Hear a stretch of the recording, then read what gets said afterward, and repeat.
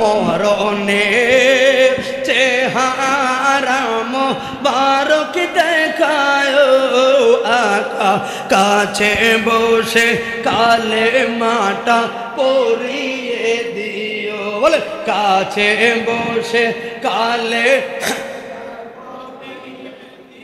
রোজা মোবারক বারবার নিও মোবারক কদমে চুমিতে দিও মোবারক কদমে চুমিতে দিও চুমিতে দিও আমার রূহটা বের হতে হাসিটা দিও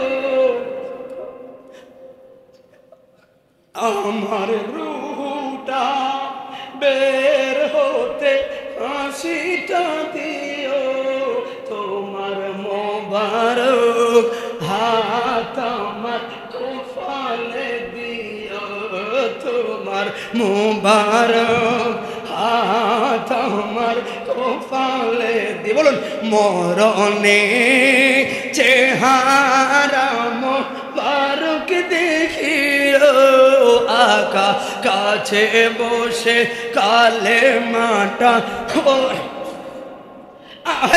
কষ্ট হয়ে গেছে আপনাদের বেশি ভাই শেষ আমায় গোসল দিয়ে জানা যাব রাইতে নিলে অসহায়ের দিকে একটু মায়ায় তাকাবে গোসল দিয়ে জানালার দিকে যখন আমার জানালা নিয়ে যাই আর রাসূলুল্লাহ আমার দিকে একটু মায়ার নজরে তাকাবে কি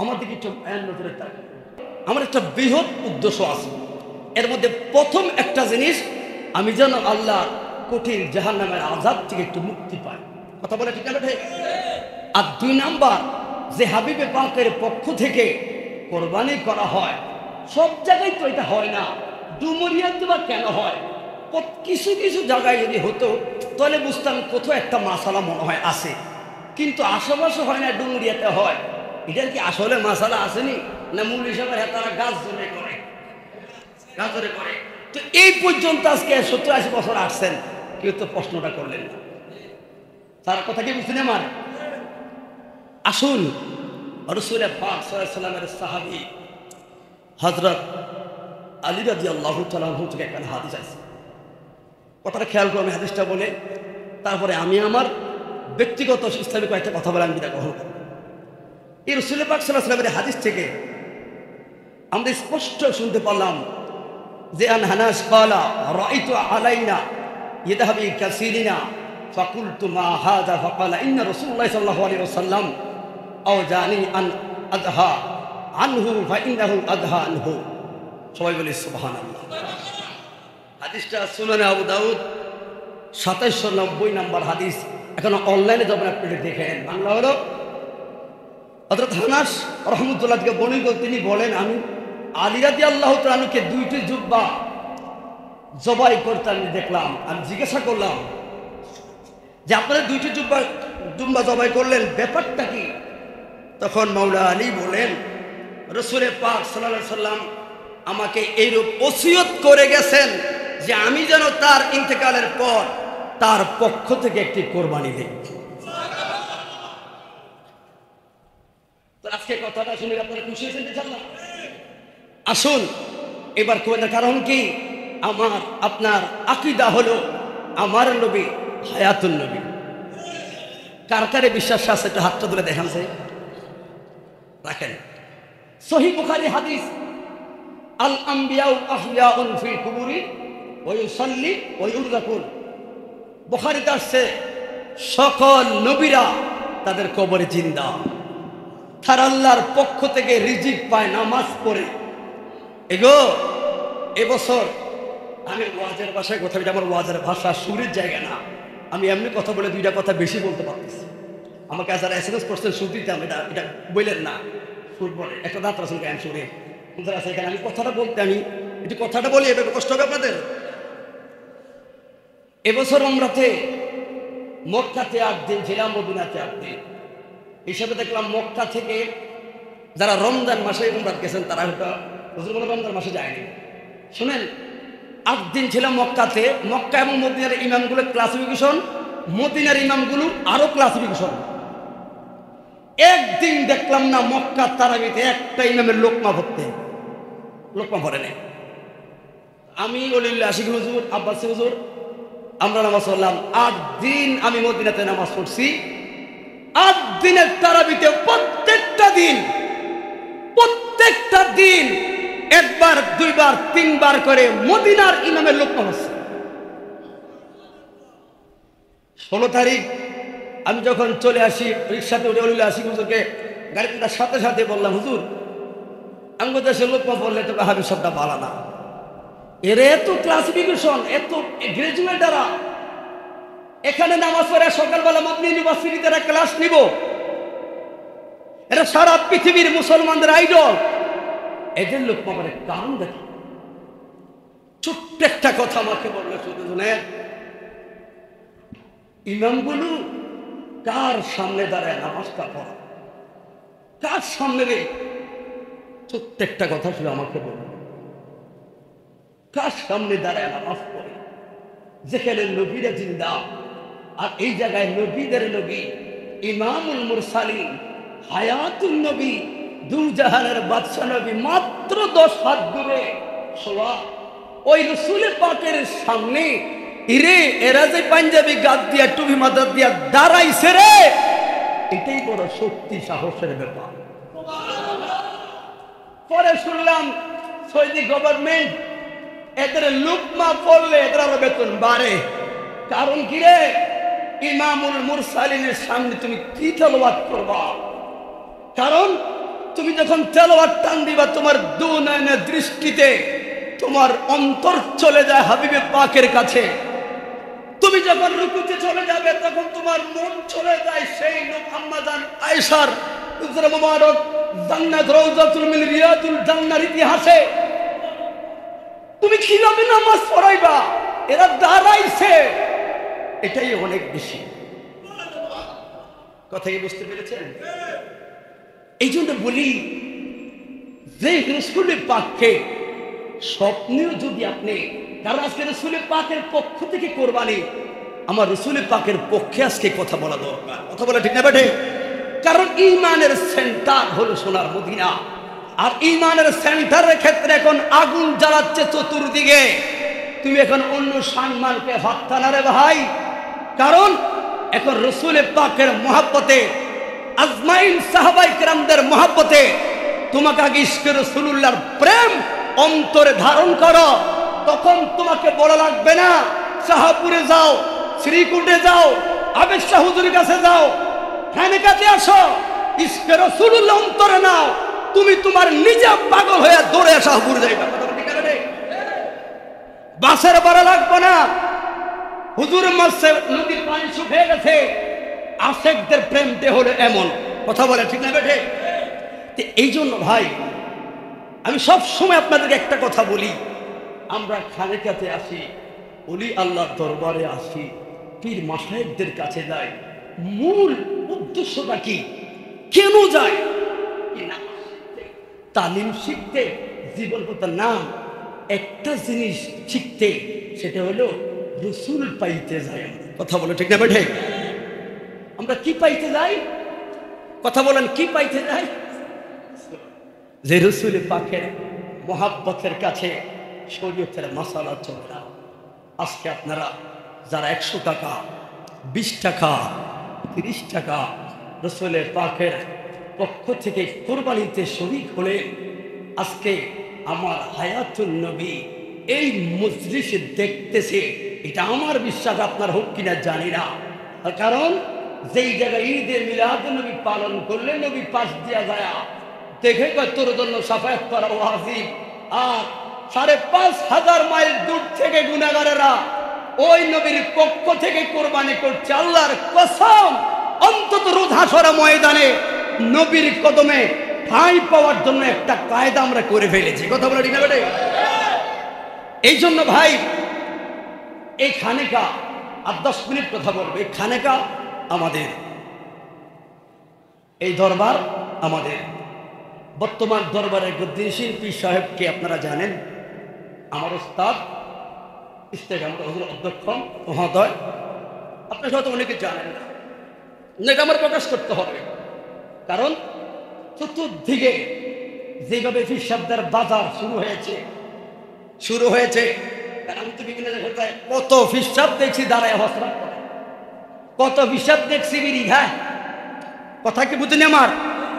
ওই ফিতনার বাজারে মুফতি আবিয়াম সাদেকুল্লাহ সাহেব ওনার জীবনের শেষ একটা কারামতের প্রথম লক্ষ্যটাই হলো, চিন্তিত ছিলাম যে এই মহান সাধক ওনার পরবর্তী অবস্থানটা কাকে নির্বাচন করে যায়। উনি যে একজন ওলি আল্লাহ সেটার বাস্তব প্রমাণ হলো উনি পাগড়িটা পরিয়েছেন আমাদের ওস্তাদ বুলবুল হুজুরকে। আপনারা খুশি না বেজার? হাত তুলে বলেন কে কে খুশি?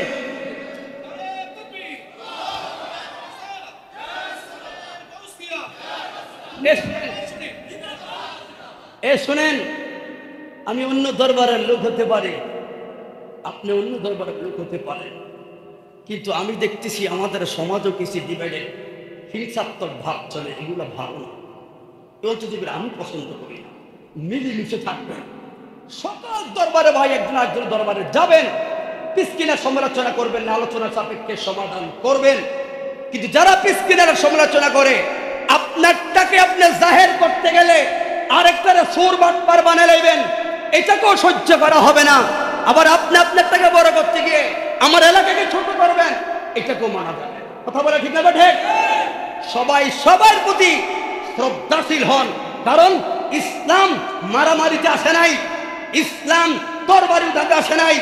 এতগুলা যুদ্ধ হয়েছে, মুসলমান কখনো আগে তরবারি উঠায় না, বেঈমানরা উঠাইছে। মুসলমান প্রতিহত করে সোনার বাংলাদেশে কোরআনের আলো ছড়াইছে। কথা বলো ঠিক না? ঠিক। এবার আসুন মূল হিকমত গুলো আমি একটু আপনাদেরকে বলে যাই। যে রাসূল পাক সাল্লাল্লাহু আলাইহি সাল্লাম উম্মতে মুহাম্মদের জন্য কোরআন হাদিসের মাধ্যমে একটা প্রেমের নজরানা দিয়েছে। আবার কিছু কিছু প্রেম আছে শিক্ষিত লোকেরা ধরতে পারবে, এগুলো কৌশলগতভাবে দিয়েছে, যেগুলো এখন নয় 1400 বছর পরে, এখন নয় 500 বছর পরে এগুলা ঘটবে। তার দৃষ্টান্ত প্রমাণ হলো বাইতুল মুকাদ্দাস। কথা বলে ঠিক না? বেঠে মনে রাখবেন, আমার রাসূল পাকের পক্ষের কোরবানি, আমার কথা শুধু রাসূল পাকের আজমতের পক্ষে যাবে। আপনাদের কষ্ট হচ্ছে বাবা? আপনারা একটা আয়াত তেলাওয়াত করেন সূরা বনী ইসরাঈল থেকে, সুবহানাল্লাযী আসরা বিআবদিহি লাইলাম মিনাল মাসজিদিল হারামি ইলাল মাসজিদিল আকসা। খারাপ লাগে আমাকে বলবেন, এই কথাগুলো জানা দরকার। আল্লাহ তার বন্ধুকে, শুনেন, আল্লাহ তার বন্ধুকে মেরাজে নেবে, কই নিবে? কথা বলেন, কই নিবে? কিন্তু আল্লাহ আয়াত নাজিল করল, আল্লাহ তার বন্ধুকে মক্কা থেকে নিয়েছেন ফিলিস্তিনিতে। কারণ বলেন একটু আপনারা, 2500 মাইল বামে বেগে কেন নিল? আল্লাহ রহমতুল লিল আলামিনের কারণে, উম্মতের প্রতি দয়াময়। আপনারা জানেন না, আল্লাহ লিল্লাহি কাহার সত্য, কিন্তু একমাত্র হাবিবুল্লাহর কারণে আল্লাহ রহমান, আল্লাহ রহিম। কথা বলে ঠিক না? বেঠে কথাটা আমি একটু বলতাম। একটা বিষয় যদি বলি, একটু মনে আপনি প্রশ্নটা আনেন। আল্লাহ চাইলে রাসূলের পাককে উম্মে হানিগর থেকে ডাইরেক্ট নিয়ে যেতে পারতো না, কিন্তু বাইতুল মুকাদ্দাসে কেন নিল একটু ভাবেন। 2 নাম্বার এখানে বোরাক আসলো, জিবরাইল আসলো, যেখানে আল্লাহ হলো আলহামদুলিল্লাহি রাব্বিল আলামিন, আমার বিষয় কিন্তু রাসূল পাকের পক্ষে। আর নবী হলো আমা আরসালনাকা ইল্লা রাহমাতুল লিল আলামিন, যেখানে একজন খালেক আর আরেকজন রহমতুল লিল আলামিন। এখানে মাঝখানে বোরাক কেন আসলো? এখানে মাঝখানে জিবরাইলকে আল্লাহ তার বন্ধুকে রহমতের ভাবে নিয়ে যেতে পারতো, মারফত গুলো কেন করলো?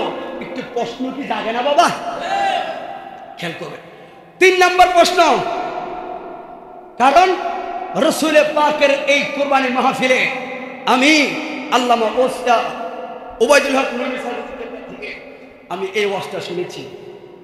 উনি এইভাবে কথাগুলো ধরে দিয়েছেন, কারণ রসুলের পাকের পক্ষের মানুষগুলো তো রসুলের পাক যে উম্মতের প্রতি দয়াময় আগেটা শিখে যা, বর্তমান মানুষগুলো প্রেরণ হয় না।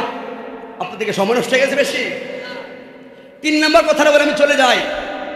আল্লাহর বাড়িতে আল্লাহর নবী গেছেন নিও যাক, নামাজ আনলেন 5 ওয়াক্ত, মূলত ছিল কয় ওয়াক্ত? কথা বলেন কয় ওয়াক্ত? 50 ওয়াক্ত। হ্যাঁ, এখন বাদল ভাই আসেন, আপনাদের ভাগি না, জগৎ বিখ্যাত আলেন, কথা শুনেন। আর লাগলো শেষ করে মুনাদ দিয়ে এলাম, বক্তা করে হাতিয়ে বিজয় করে আমার খারাপ। আমি সব একসাথে বসে নেই। আচ্ছা, কথাগুলোর ভিতরে যারা শিখে সার আছেন, একটু প্রশ্ন থাকেনি আসলে ভিতরে। 3 নম্বর বিষয় হলো, আছেন নবীকে 50 ওয়াক্ত মেয়েরা নামাজ দিল, দেখা হলো বলে মুসা নবীর কাছে। মুসা নবী বলে আপনার উম্মত পারবে না, আবার যান। আল্লাহর কাছে গেল, আল্লাহ আবার কমাইলো, আবার মুসা নবীর কাছে আইলো।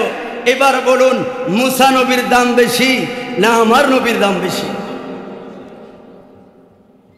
যেখানে লাউলা কালামা খালাকতুল আফলাক। তাহলে আমার প্রশ্ন জাগে, এবার বলুন, দেখা আপনারা মুসা নবীর কিতাবের ভিতরে শুধু আমার নবীর শান না, আমার নবীর উম্মতের অনেক মহৎ মহৎ গুণগুলো উল্লেখ করা হয়েছে। এর মধ্যে একটা গুণ হলো যে আখিরি নবীর উম্মতেরা যদি কোনো আমল করা হয়, আল্লাহ পাক সঙ্গে সঙ্গে 10 গুণ। যদি কোনো গুনাহ করা হয়, আল্লাহ পাক ফেরেশতাদেরকে বলে রাখ রাখ, আরেকটু সময় আছে। সুবহানাল্লাহ। এটা সব বক্তা একসাথে খেয়াল করে শেষ করতেছি। সব নারে তাকবীর, নারে রিসালাত। আমাদের মাদ্রাসার কম আল্লাহ মুফতি আবুল হাসান শাহ আমি আসছেন, আমরা সকলে বলি আলহামদুলিল্লাহ। আসলে এটা আশেপাশের বাজারের মানুষ তো সবাই এখন আসছে, কষ্ট হচ্ছে আপনাদের? শুনে কথাটা এমন একটা পেসের উত্তরটা যদি আমি না দেওয়ার আপনি ভেজাল লাগাইবেন। তাহলে প্রশ্নটা কি? আল্লাহর নবীর শ্রেষ্ঠ, মুসা নবীর উম্মতের চাইতে আমার নবীর উম্মতও শ্রেষ্ঠ। কথা বলে ঠিক না বেঠে? তাহলে আমার প্রশ্ন হলো, নবীর উম্মতরা নামাজ পড়তে পারবে না, এই কথা মুসা নবী আমার নবীর সামনে দাঁড়িয়ে কথা বলার অধিকার মুসা নবীকে কোথায় পাইল? এটা কি আদবের খেলাফ হয় নাই? কথা বলে না কেন? এটা প্রশ্ন জাগে আর কি মনে, যে আমার নবীর উম্মতরা নামাজ পড়তে পারবে না, এই কথা মুসা নবী বলার কে?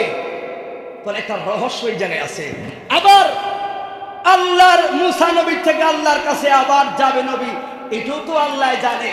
তাহলে বারবার নবীকে আপ ডাউন কেন করাইলো? এখানেও তো একটা রহস্য জাগে।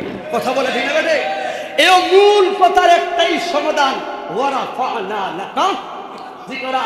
আর ফিনিশিংটা হলো রব্বি হাবলি ইয়া। যেই জায়গায় রব্বি আরনি বলে মুসা নবী কাঁদতেন, আল্লাহ খেজুর গাছের কাছে থেকে তোমার সাথে কথা বলেছি, আমাকে একটু দেখা দাও, কেমন জানি তুমি খোদা? আল্লাহ বলছেন লান তারানি, পারবা না, পারবা না। অনুরোধে 70,000 নূরের পর্দা থেকে টুকি মারলেন, মুসা নবী বেহুশ হয়ে গেলেন। ওই মুসা নবী শুনতে পাইলেন যে আল্লাহর হাবিব আল্লাহর বাড়িতে যাবে। তখন মুসা নবী আবদার করলো, আল্লাহ আপনাকে তো দেখতে পারি নাই, কিন্তু যে হাবিবুল্লাহ আমার কবরের সামনে দিয়া আপনার কাছে যাবে, আমি মুসা নবীর আবদার ওই হাবিবুল্লাহকে আমাকে বারবার দেখায়া মুসা নবীর কলিজাটা ঠান্ডা বলে।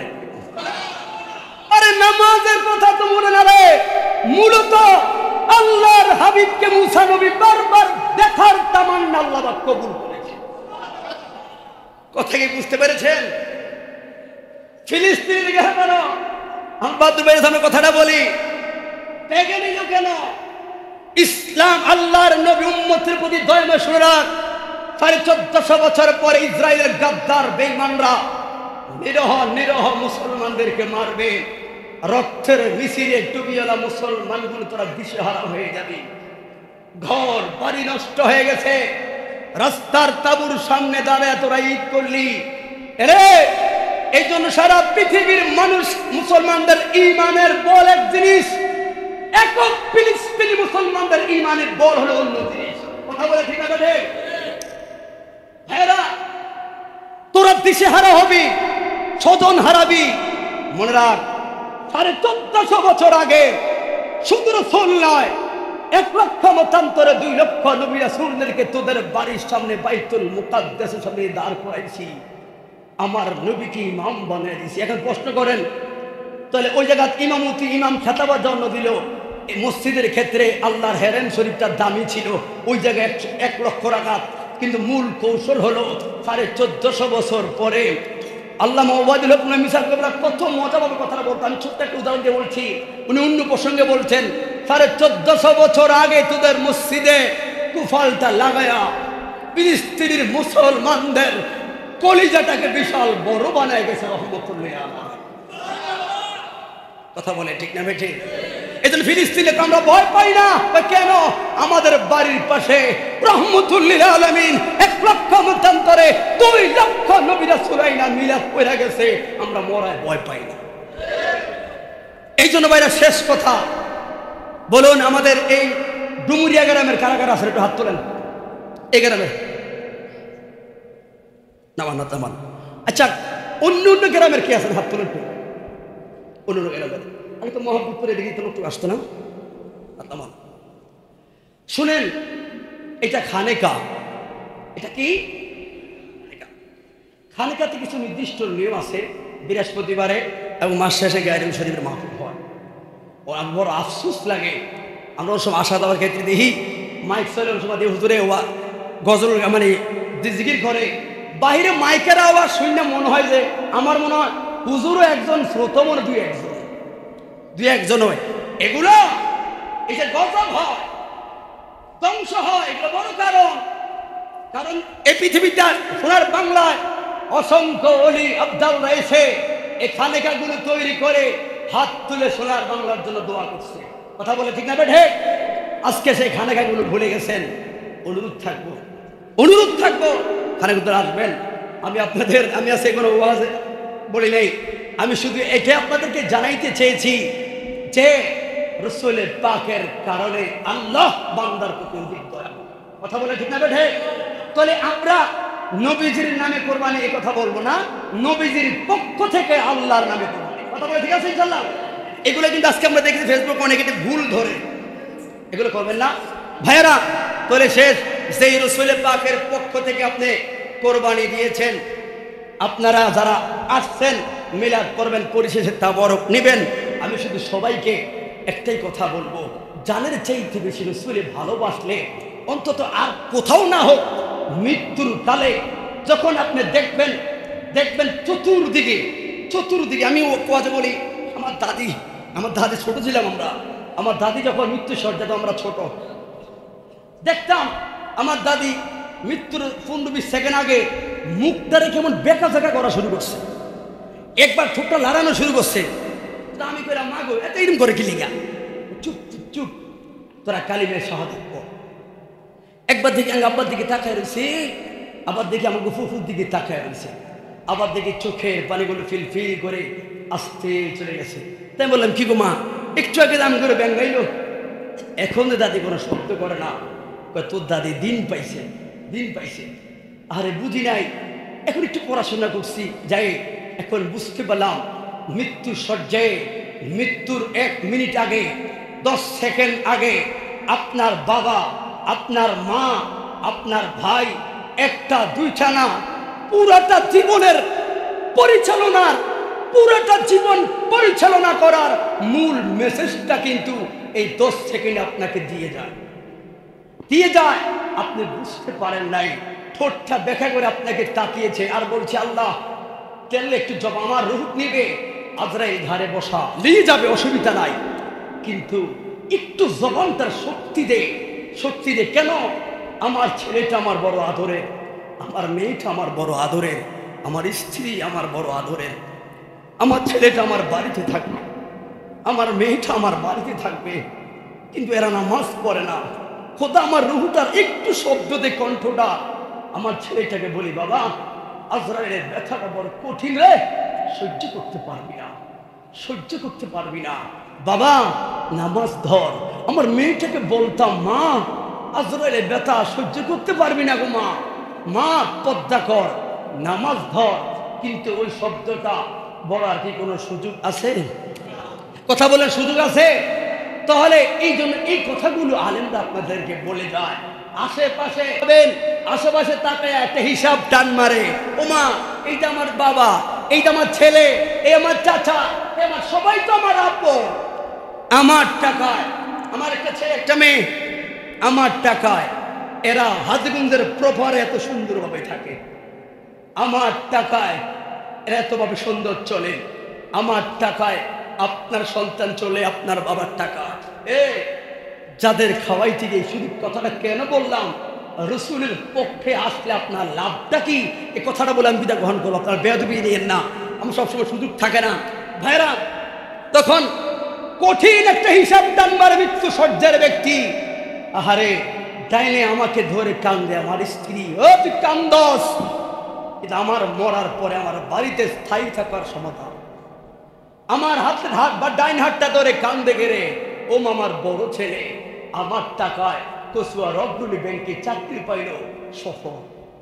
বামে গেলে আমার মেয়ে, ও মা মেয়ে তো সফল আমার টাকায়, 18 বছর পড়াশোনা করে দিয়ে দিলাম, আমার টাকায় সফল। পায়ের কাছে ছোট ভাইটা কান্দে, রে তুইও তো সফল, আমার টাকায় নিয়ে, তোরা তো সবাই সফল।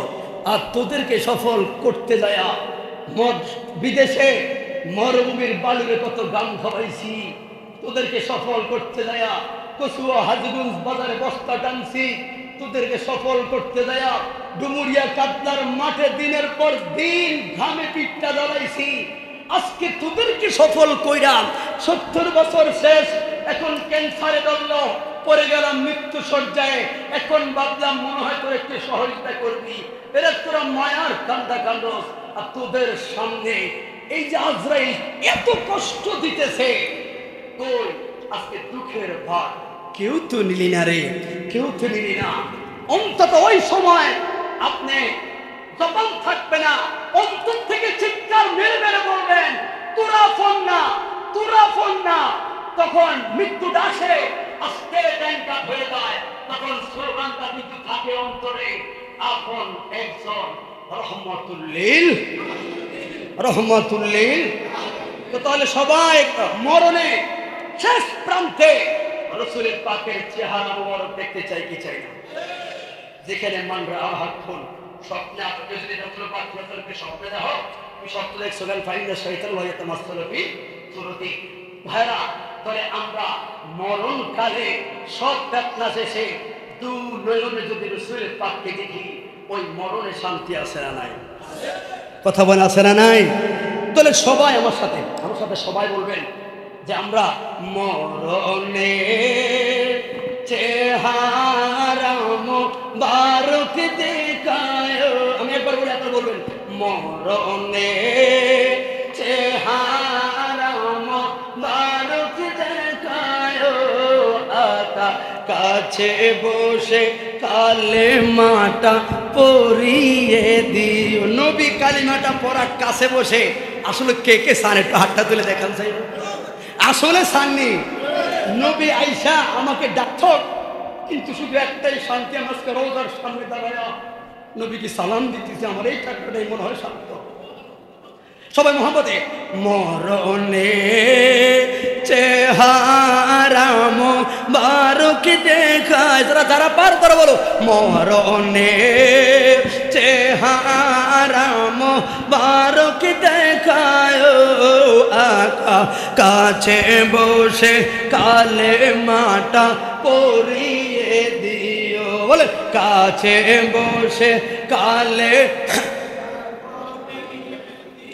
রোজা মোবারক বারবার নিও, মোবারক কদমে চুমিতে দিও, মোবারক কদমে চুমিতে দিও, চুমিতে দিও।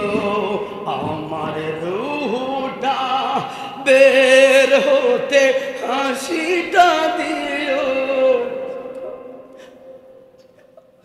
আমার রূহটা বের হতে হাসিটা দিও, তোমার মোবারক হাত আমার কপালে দিও, তোমার মোবারক হাত আমার কপালে দিও। বলুন মরণে চেহারা মোবারক দেখিও, আকা কাছে বসে কালে মাটা কষ্ট হয়ে গেছে আপনাদের বেশি ভাই। শেষ আমায় গোসল দিয়ে জানো জব রাইতে নিলে, অসহায়ের দিকে একটু মায়ায় তাকাবে। গোসল দিয়ে জানালার দিকে যখন আমার জানালা নিয়ে যাই, আর রাসূলুল্লাহ আমার দিকে একটু মায়ার নজরে তাকাবে। কি আমার দিকে একটু মায়ার নজরে তাকাবে। কথা কি বুঝতে পেরেছেন? আমায় গোসল দিয়ে জানো যাব রাইতে নিলে, অসহায়ের দিকে একটু মায়ায় তাকাবে গো নবী, অসহায়ের দিকে একটু মায়ায় তাকাবে। আকা কবরে যখন একা তখন আসিও, আকা কবরে যখন একা তখন আসিও, তোমার মোবারক বুকে আমায় টানিয়া নিও। সকলে বলি মারহাবা। আমি তো এটা এমনি ছেড়ে দিতাম, আপনি আজকে এটা কাউন্টার ডাউন ঠিক করেন, এটা তো চট্টগ্রাম করতেন, খবর ছিল আপনাদের। কারণ সারা পৃথিবী সব এক জায়গায় রাখেন, চট্টগ্রাম দেখতাম নবীর নাচ রাসূল যদি পড়ে এই জায়গায় আদবে কাজ করা যায় না। আর আপনি বুঝেন নাই, কিন্তু সত্যি যদি বুঝতেন যে নাচ রাসূলটা কি বুঝাইছে, এই বুঝি না বিদায় আমরা ঠিক মতো খানেঘাট আসি ঠিকই, কিছু কিন্তু হাসিল করতে পারি নাই। কথা বলে ঠিক না বেটে? আল্লাহ আমাদের সবাইকে কবুল করুক।